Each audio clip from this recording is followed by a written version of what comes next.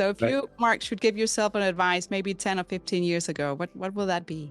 I guess to realize how powerful data can be and to put systems in place that really reduce the amount of effort that, if you keep your sales team selling, they're going to be most happy.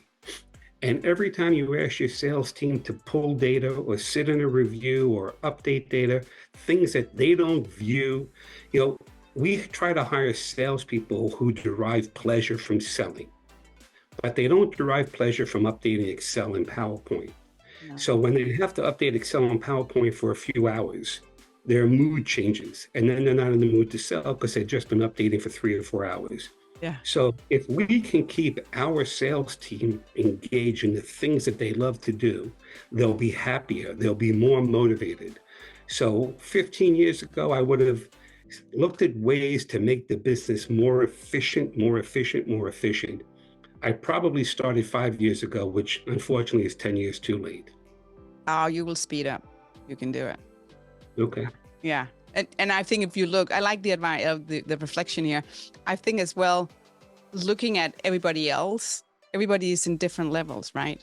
And the pandemic pushed everyone to work or to look into it, how we could implement and be remote or be hybrid, right, in different ways.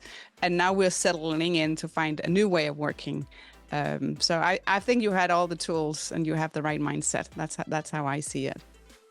If you like Leadership in Manufacturing podcast, don't forget to subscribe, rate, and share the show wherever you get the podcast. Our podcast is for industry decision makers like yourself, providing a personalized experience to elevate your leadership journey. So be sure to tune in. You'll have access to a wealth of practical advice and innovative strategies, boosting and refining your leadership style. So check it out. It's on leadershipinmanufacturing.com.